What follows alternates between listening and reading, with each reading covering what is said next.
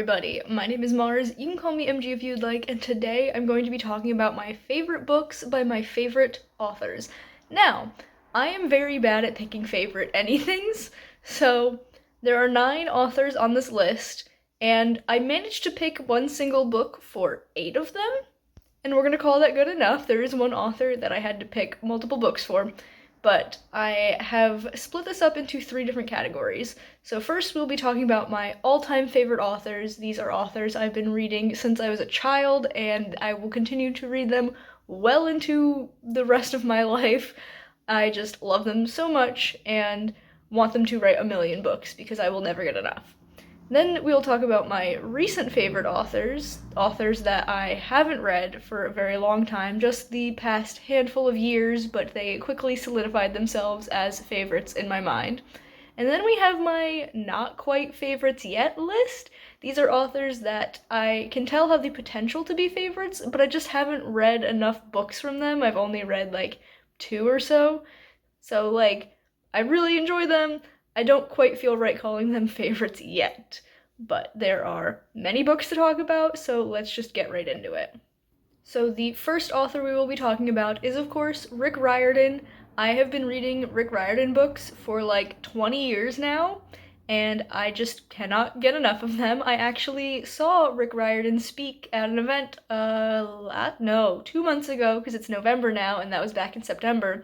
2 months ago, the release of The Court of the Dead, so it was Rick Riordan and Mark Oshiro, and it was a surreal experience kind of seeing this man in the flesh. It was bizarre, but also really good, and I'm very happy that I went. But my favorite Rick Riordan book is The House of Hades. This is the 4th book in the Heroes of Olympus series. You can really tell that he's my favorite, considering I don't even know what order the books go in. But there's the original 5 Percy Jackson books, and then the the Heroes of Olympus is the sequel series, House of Hades, the 4th book in there. There we go. Maybe this wasn't the best time to film. I don't seem to have a good grasp on words. We're gonna keep going. But one thing that you need to know about me is that I am a Percabeth shipper first and a human being second. There is no ship that means as much to me as Percy and Annabeth. They are just the pinnacle in my mind. I will never love a fictional romantic relationship as much as I do Percy and Annabeth. Probably not even from my own characters, if I'm being entirely honest.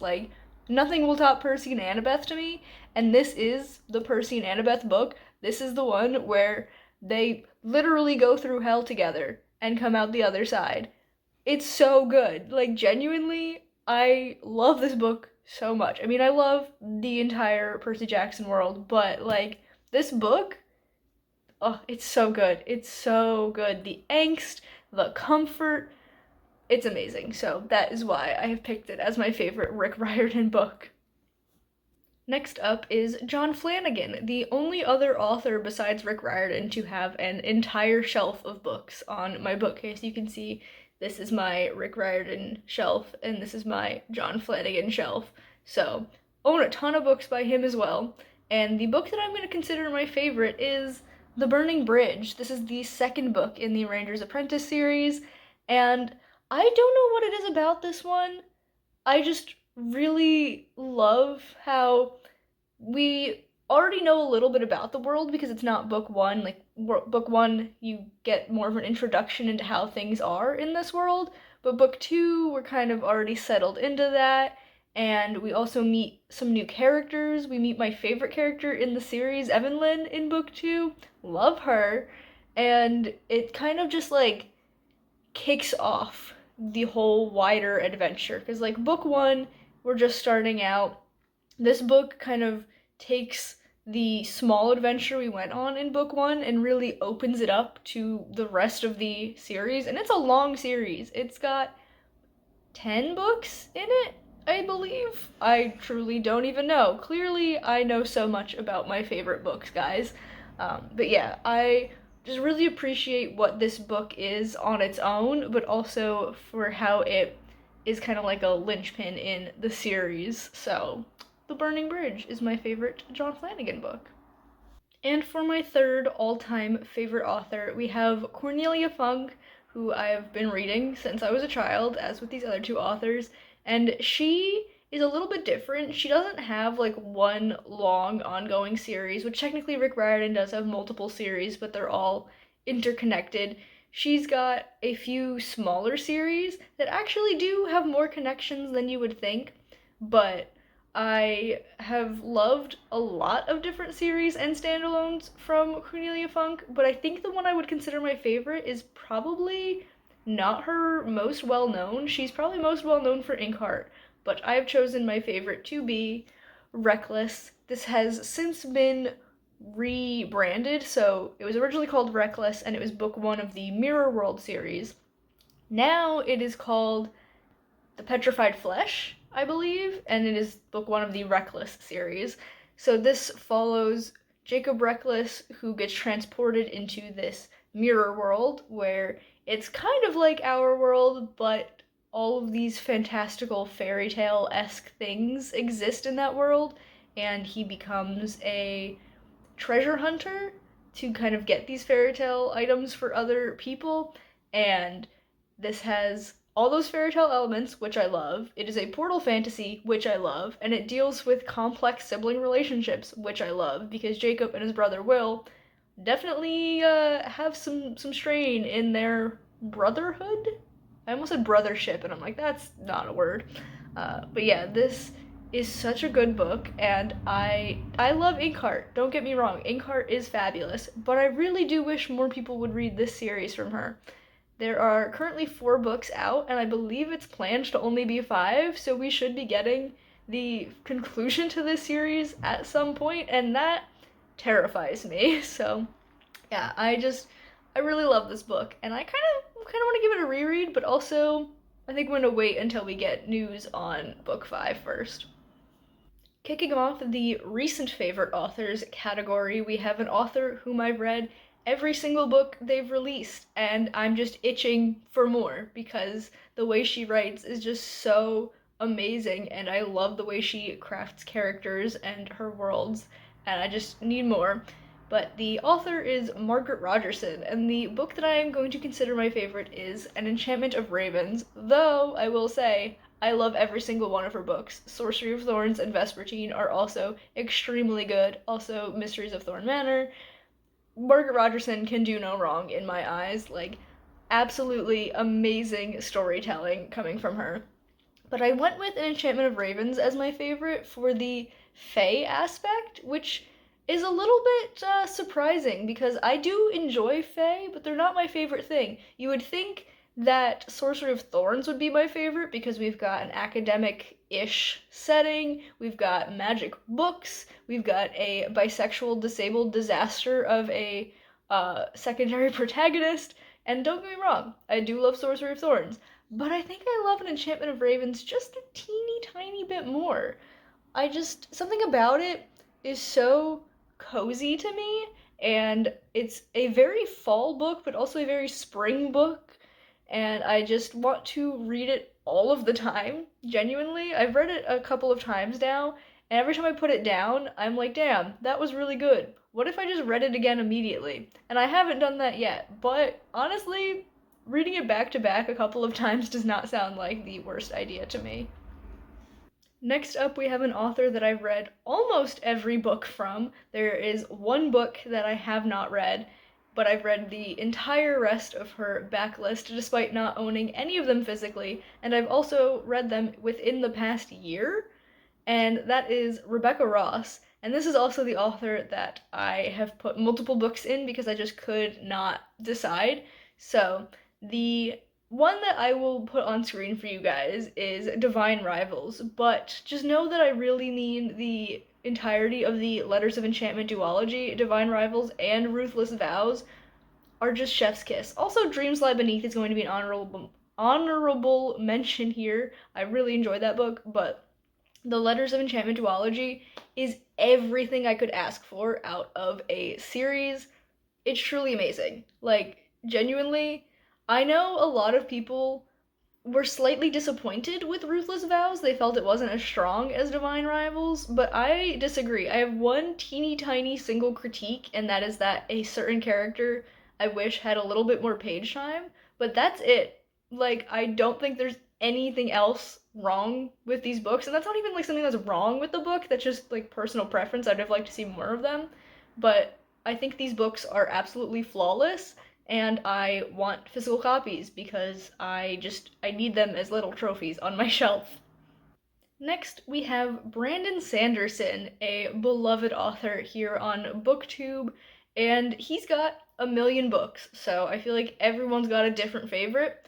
But the one that I consider to be my favorite might be one of his less popular ones. I mean, it's still insanely popular because he's Brandon Sanderson, but it's not the one that I hear everyone talking about. Like, everyone talks about Mistborn, or the Stormlight Archive, or Elantris.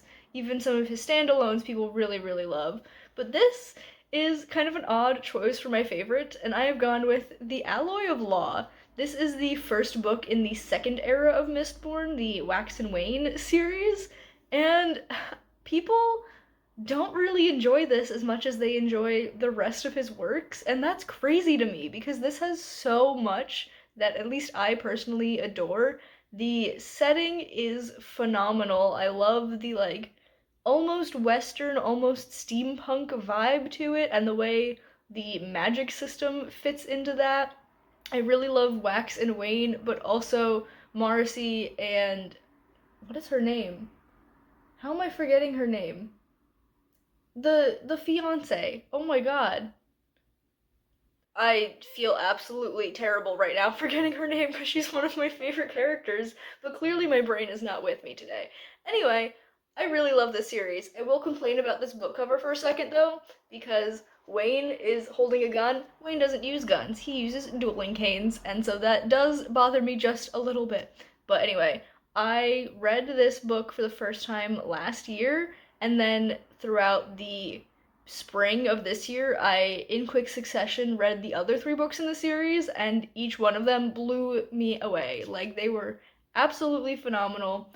I adore this series, and it's genuinely one of my favorite series of all time, even above the Mistborn trilogy. Like, I'm glad I read the Mistborn trilogy first and then read this because it does kind of build off of that, but the Wax and Wayne series, man, something about it just really does it for me. And finally, we come to the third and final category, which is the list of authors who are not quite favorites yet, but I bet that when I read a few more of their books, I will consider them to be favorites. And first on that list is Libba Bray. I've read three books from her, two of them being the first two books in the Diviner series, and the third one being the one I've chosen for this list, and that is Beauty Queens. This book is absolutely wild. It is a satirical retelling of Lord of the Flies, which I read for the first time this year and was surprised by how much I loved it. I had a great time with Lord of the Flies. But anyway, this book is a retelling where the people who end up on this island are beauty pageant girls and they crash land, they have to survive. There's also this like dictator on the island who is trying to like wage war on the United States or something like that. It's absolutely crazy. It's so funny. It's truly a hilarious book, and I just really enjoy Libba Bray's writing style. I will be reading more of her historical fantasy, so like I said, I read the first two Diviners books, and I will continue on with that series. Later on this month, I will actually be starting the Gemma Doyle trilogy, which is historical fantasy. And don't get me wrong, I love historical fantasy, one of my favorite genres, but I really want to try more of Libba Bray's more contemporary books. I know there's one book that I've seen the cover of. I've absolutely no idea what it's about, but I've heard it's one of Libba Bray's best. It's called Going Bovine, and I need to check that out. And I want to go into it not knowing anything more than seeing the cover and that people love it. So, yeah, Libba Bray, I am like kind of desperately wanting to continue like discovering more of her books and falling in love with them. So I'm very excited to pick up the first Gemma Doyle book later this month. The next author I've only read two books from, and that is Courtney Summers. I read Sadie, which I actually own. It is right behind me on this shelf. but the book that I will consider a favorite is This Is Not a Test, which genuinely, I don't know how I found this book. I kind of just was scrolling through my library app and saw that it was available. I was like, yeah, it's got zombies, I'll read it. This book, honestly, I have not stopped thinking about it since I read it back in January. Like every single day, I'm like, huh, this is not a test. What a book that was. And if it ends up being my favorite book of the year, don't be surprised because I absolutely adored it. I love zombies. And the way Courtney Summers used zombies as like a backdrop for an exploration of mental health was just so well crafted. And okay, this book has a sequel novella that I have been trying to get my hands on since I first read This Is Not a Test, and I just cannot find it literally anywhere. It might be on Amazon, but like I don't want to buy it from Amazon. It's only available digitally, and I could not find this anywhere. So I just kind of resigned myself to never reading it, unfortunately. Then I was scrolling something a couple of weeks ago and I saw that there's going to be a new edition of This Is Not a Test being published this upcoming January. It's not like an anniversary edition or anything. They're just republishing it with a new cover and it's like got slightly revised material. And for the first time ever in print, it's also going to have the sequel novella, I think it's called Please Remain Calm, in the back of the book. So I will finally get to read that. I'm so excited. I'm going to be buying this book the day it releases. I can't wait. I'm so excited. And the final author on this list is one that I have technically read 4 books from, which is quite a lot, and the same amount that I've read for a couple of other authors, but 3 of her books are in the same series, so I don't really consider that to be separate entries. It's more like I've read 2, one of the things has just been a whole trilogy. That author is Naomi Novik, and I have read the Scalamench trilogy and absolutely adored it. But the book that I am considering my favorite of hers is Uprooted. Okay, let me address this. This is an arc that I got in 2015, literally 10 years ago. I have yet to buy a finished copy, even though I've read this book like 10 times in the past 10 years. It's not that much, it's probably closer to like 5, but I've read it many times, and I absolutely adore this book.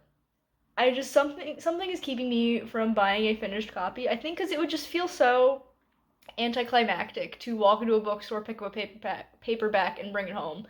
I feel like I need some sort of special edition at this point.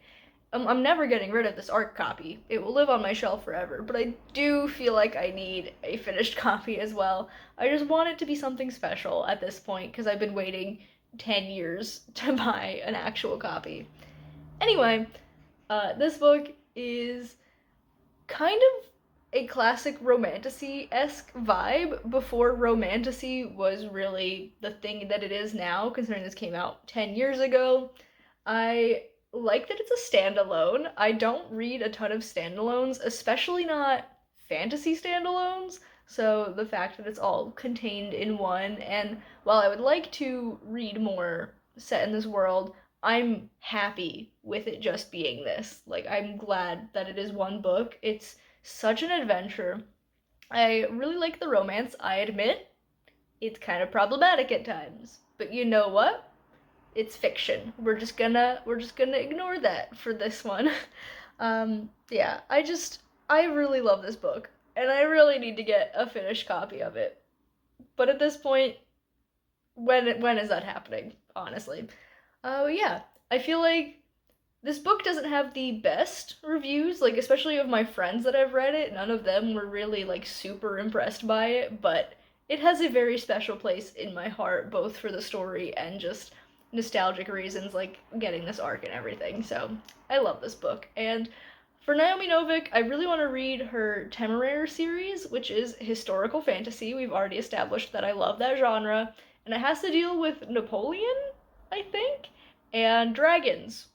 I like dragons, so I do want to read that series, but it is like 9 or 10 books long, so I'm very apprehensive about it. But maybe I'll just reread Uprooted for the 8 millionth time instead. So those were all of the authors and books that I wanted to talk about in this video today. Let me know down in the comments who your favorite authors are and your favorite books by each of them. I would love to have a chat about it. But if you've enjoyed this video, be sure to give it a big thumbs up. You can subscribe to my channel for more content, and that way I will see you guys in the next one. Bye, everyone.